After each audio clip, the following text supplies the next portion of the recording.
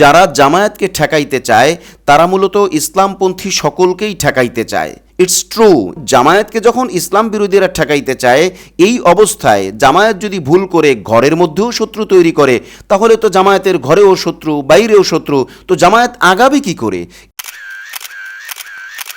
আসসালামু আলাইকুম ওয়া রাহমাতুল্লাহ।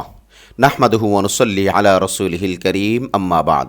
সুপ্রিয় দর্শক শ্রোতা, দেশ ও প্রবাসে কাছে ও দূরে যে যেখান থেকেই আমাদেরকে দেখছেন ও শুনছেন, সকলকে আন্তরিক মোবারকবাদ জানাচ্ছি। আমি ইউসুফ মাহমুদি এবং আপনাদের প্রত্যেককেই আমন্ত্রণ জানাচ্ছি আমাদের আজকের এই বিশেষ ভিডিও বার্তা অনুষ্ঠানে। বন্ধুরা, আজ আমরা কথা বলবো জামায়াত ইসলামের ঘরেও শত্রু এবং বাইরেও শত্রু, তাহলে তারা ইসলাম কায়েম করবেন কিভাবে? এবং জামায়াতকে নিয়ে স্বপ্ন দেখে আখলাক টিভি মোটেও ভুল করেনি। যদি জামায়াত ভুল করে তার ফিল্ড নষ্ট করে, তাহলে সে দায় জামায়াতে ইসলামের, আখলাক টিভির নয়। বন্ধুরা, চলুন আমরা মূল আলোচনায় ঢুকে পড়ি। প্রিয় দর্শক, আপনারা দেখেছেন যে বাংলাদেশের রাজনীতিতে বর্তমান যে সিচুয়েশন চলছে, এই অবস্থায় জামায়াতে ইসলামী সহ ইসলামী সকল ঘরানা এবং রাজনৈতিক সকল দল, ইসলামী রাজনৈতিক সকল দল সকলেই প্রায় ঐক্যের ব্যাপারে মনস্তাত্ত্বিক দিক থেকে কাছাকাছি চলে আসছেন। অর্থাৎ সব দল এবং সব নেতারাই প্রায় এটা মনে করেন যে আসলে আলেমদের একটা জাতীয় ঐক্য দরকার। তো এই মনস্তাত্ত্বিক দিক থেকে বা মনের দিক থেকে কাছাকাছি চলে আসার সময়ও জামায়াত বড় কিছু ভুল করে দূরত্ব বাড়াচ্ছে বলেই আমরা মনে করি। কিন্তু এর পরেও আখলাক টিভি জামায়াত ইসলামের ভুলের বিশ্লেষণ আপাতত অন্তত করতে যাবে না, কারণ আখলাক টিভি বর্তমানে ঐক্যের ব্যাপারে সর্বোচ্চ চেষ্টা করার দরুন আখলাক টিভি মনে করে বাংলাদেশের আলেম ওলামা, ইসলামী দল বা কোনো ব্যক্তির ভুল ধরলেই ভুল তো শুধরায় না, বরং আরও সমস্যার সৃষ্টি হয়।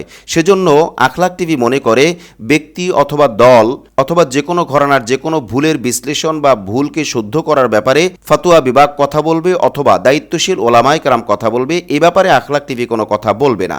কিন্তু আখলাক টিভি আজকে জামায়াত ইসলাম সম্পর্কে এবং ইসলামী ঘরানা সম্পর্কে এবং ইসলামের বিজয় যারা চায় না তাদের সম্পর্কে একটা গুরুত্বপূর্ণ মেসেজ নিয়ে আপনাদের সামনে আসছে।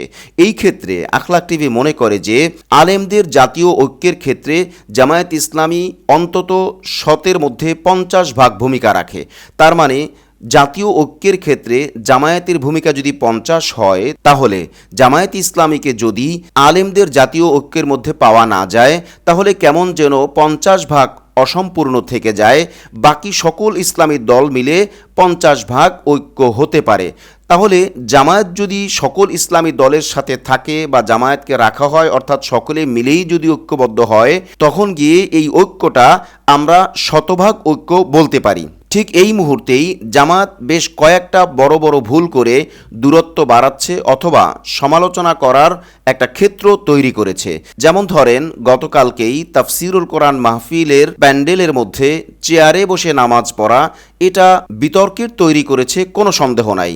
এরপরে মাহফিলের মঞ্চে বা মাহফিলের পরিবেশের মধ্যে হাততালি দেওয়া, এটা ইসলামী শরীয়তের সাথে কোনোভাবেই যায় না, বিতর্কের তৈরি করেছে। এভাবে করে তাবলীগ জামায়াতকে নিয়ে রবীন্দ্রসঙ্গীতের সাথে তুলনা করা, এটাও বিতর্কের তৈরি করেছে। এছাড়া জামায়াতের আমির সাহেবের খলিফা ও খেলাফা নিয়ে অবাঞ্ছিত বক্তব্য দেওয়া, এই সমস্ত বিষয়গুলো অবশ্যই মতানৈক্যের সৃষ্টি করছে এবং ঐক্যের ক্ষেত্রে বড় মাপের বাধা হবে বলেই আমরা মনে করি। তবুও আমরা এই ভুলগুলি নিয়ে বিশ্লেষণে যাচ্ছি না। আমরা শুধু জামায়াতকে একথা মনে করিয়ে দিতে চাই যে আপনারা যদি ভুল করে পরিস্থিতি ঘোলাটে করেন অথবা আপনারা যদি ভুল করে ঐক্যের মধ্যে বাধা সৃষ্টি করেন, সেটা কোনোভাবেই কাম্য নয়। এবার আসুন, জামায়াতকে খুব ধ্যানের সাথে শুনতে হবে অথবা জামায়াতের নেতাকর্মী বা জামায়াত ঘরানার অথবা জামায়াত সমর্থক যারা আছেন তাদেরকে খুব খেয়ালের সাথে শুনতে হবে। সাথে সাথে অন্যান্য সকল ইসলামপন্থীদেরও মনোযোগের সাথে এই হিসাবটা মেলাতে হবে। দেখুন, যারা জামায়াতকে ঠেকাইতে চায় তারা মূলত ইসলামপন্থী সকলকেই ঠেকাইতে চায়। ইটস ট্রু, এটা সত্য, এটাকে অবিশ্বাস করার কোনো সুযোগ নাই। এই ক্ষেত্রে যারা জামায়াতকে ঠেকাইতে চায় তারা মূলত শুধু জামায়াতকেই থামাইতে চায় না, জামায়াতকেই ঠেকাইতে চায় না, তারা অন্যান্য সকল ইসলামী দলকেই ঠেকাইতে চায়। এর আসল কারণ কি? এর আসল কারণ হলো তারা ইসলাম ও মুসলমানদের ভালো কখনোই চায় নাই, ভবিষ্যতেও চাইবে না।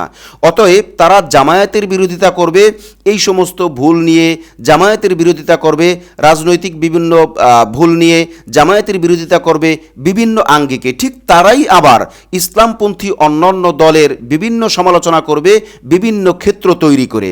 তাহলে জামায়াত ইসলামী অথবা ইসলামী অন্যান্য দল কেন ইসলামের বিজয় যারা চায় না তাদেরকে সমালোচনার ক্ষেত্র তৈরি করে দেই? কেনই বা ইসলাম বিরোধীদেরকে এভাবে সুযোগ তৈরি করে দিয়ে বিরোধিতার নামে ইসলাম বিরোধিতা করার অবস্থার সৃষ্টি আমরা করি?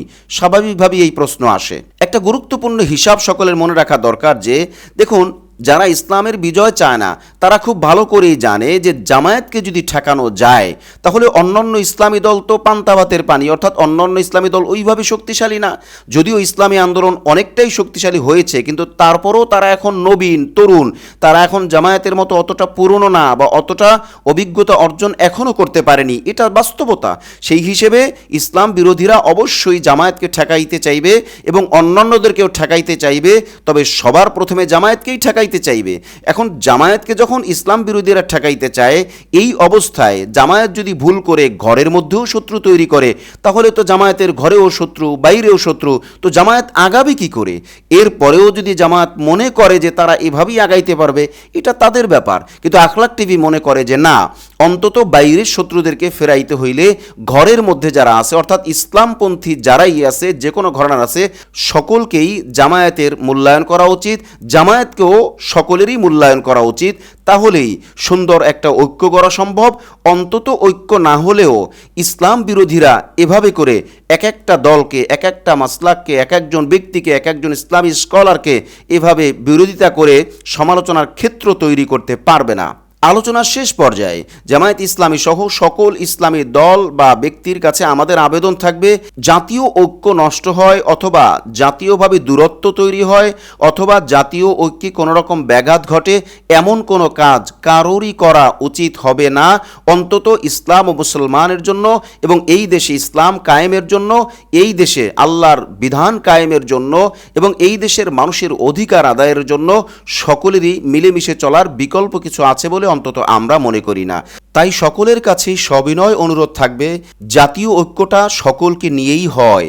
এই ঐক্যের জন্য আপনারও তাকাজা থাকা দরকার, আমারও তাকাজা থাকা দরকার, সবার একটা তাকাজা থাকা দরকার, সবার একটা আগ্রহ থাকা দরকার, চেষ্টা প্রচেষ্টা থাকা দরকার।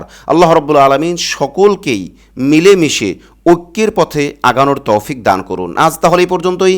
দেখা হচ্ছে পরবর্তী কোনো লাইভে অথবা পরবর্তী কোনো ভিডিও বার্তায় ইনশাআল্লাহ। আসসালামু আলাইকুম ওয়া রাহমাতুল্লাহি ওয়া বারাকাতুহু।